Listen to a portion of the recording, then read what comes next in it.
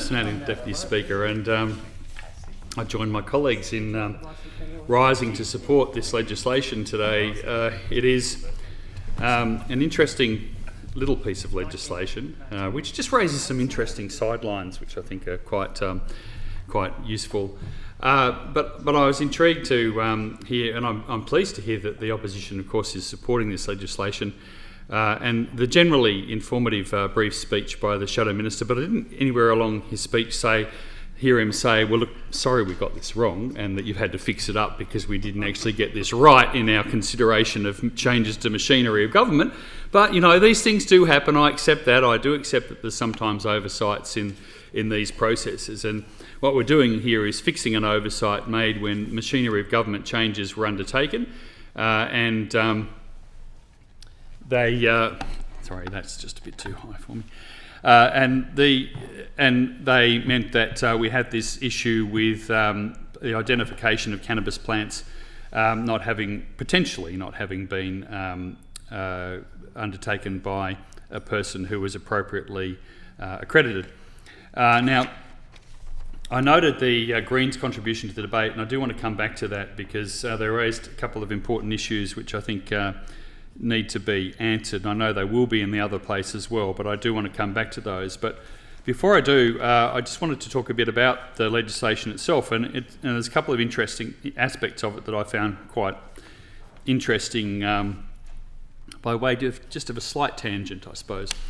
The people who are trained to undertake this work are obviously trained by the Botanic Gardens, and that's something which is very important, and they're accredited along that way. And I understand that a lot of them work in various different places around the state, but a number of them are employed by local land services, so agronomists who work around the state, who have a huge degree of expertise on plants around our state, including weeds and also obviously cannabis, as well as native plants and pastures and so on. And it's something that I think probably a lot of us who are from country areas and who are very familiar with the work that LLSs do just wouldn't have really even thought about them doing. So something that I think is quite interesting that they might be called on to provide this sort of expert evidence to the police when they do go in and, say, raid a crop or and seek that sort of assistance. And I'm sure, again, all of us from country New South Wales would know of occasions where crops of cannabis have been found in our regions and probably hadn't really thought much about who it was who actually went out and made the legal identification that enabled prosecution to occur. So I think that's quite an interesting aspect of it. And I guess in a lot of ways we're lucky that we've got those staff out there in regional and rural communities, the agronomists and so on, because it's very lucky that they actually survived the last government, because I remember when I was in the other place early in the period of the last government that the LLSs were created, but they were created by absolutely smashing the resources that used to be available for country and regional New South Wales when it came to things like agronomists. In fact, under that previous government, 30 rural communities lost their agronomists as the government went through this massive cost-cutting exercise which ended up in the abolition of catchment management authorities, again an organisation which would have been incredibly useful in the work that it could do to implement the Basin Plan, which is up for a lot of public discussion at the moment because of the changes that the federal government is proposing to make. Because catchment management as part of land management is something that's vitally important for our state of New South Wales. And catchment authorities, the weeds authorities and so on had this range of government-funded positions, which really interesting. I know my colleagues will be interested to know, and I'm sure that in fact the member for Cessnock is probably well aware of it. That network of experts, of extension officers, of agronomists and those sort of things were put in place by Labor governments. That we used to have were put in place by Labor governments around about, probably now I think I said in 2014, 60 years ago. It's been a few years since then, so we're getting close to 70 years ago. And that is a resource that was out there, an independent government-funded resource that was available to landholders, and interestingly would have been available for this sort of work as well, which of course was smashed by the cost-cutting put in place by the previous government. And at the time, I certainly talked a bit about it and talked about the implications of that sort of thing. And thanks to the opposition for acknowledging my active interest in this over the time.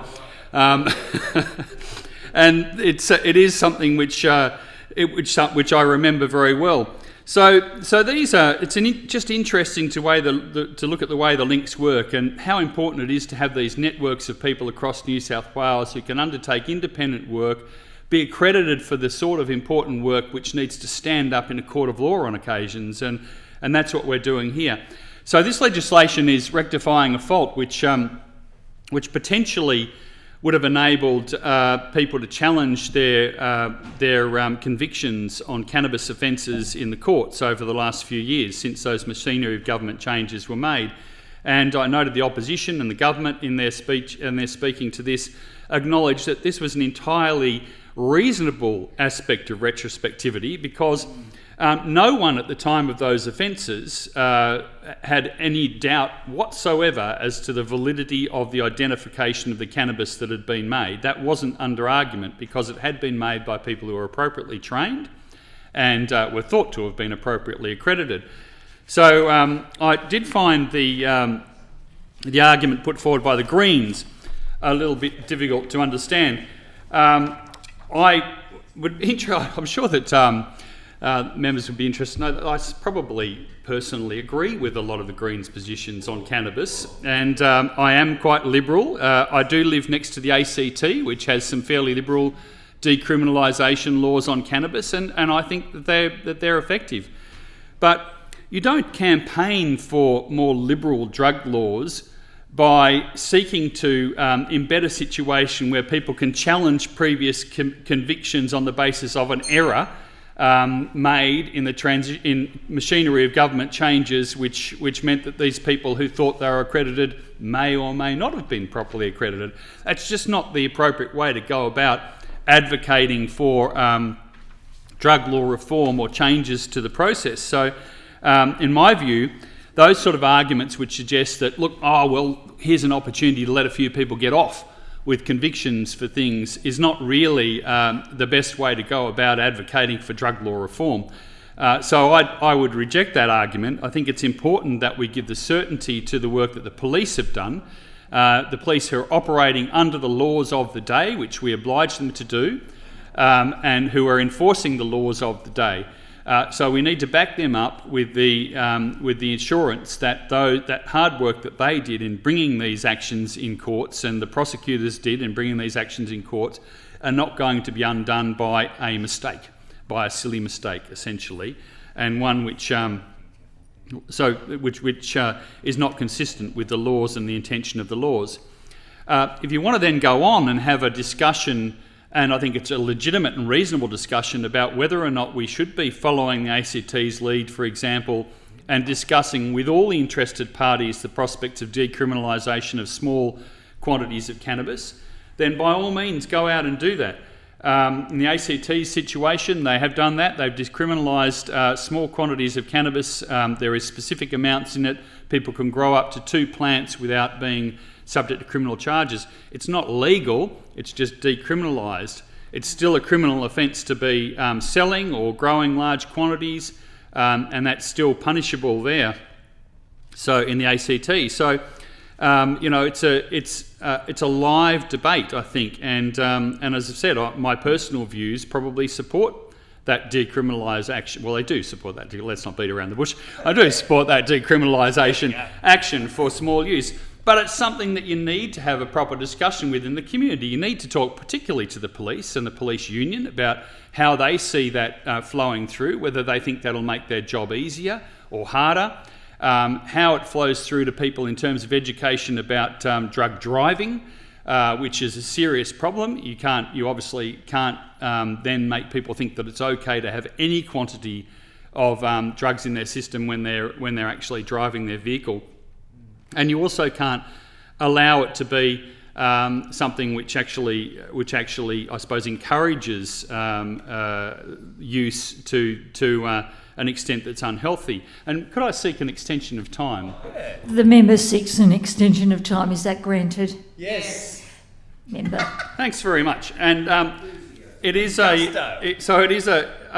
think it is something which is very worthy of community discussion and something which we should be engaging in, but not by a de facto way of seeking to amend this legislation, which the Greens foreshadow that they want to do in the upper house, by effectively leaving in place an unintended loophole for people to then go in and spend huge amounts of money on lawyers for fighting to overturn their convictions in the courts. That's just not a legitimate way to go about it. And where does that bound end?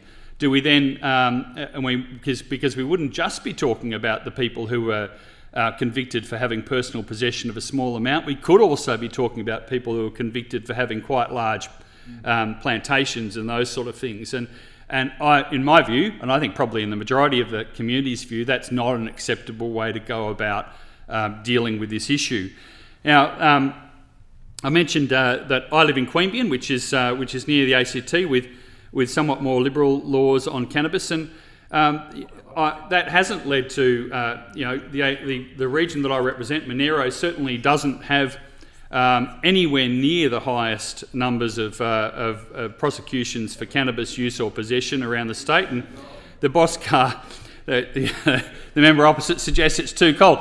In actual fact, unfortunately, proof would show that you can grow cannabis around our region, because there has been some plantations which have been found at times, and in areas around the ACT region in New South Wales.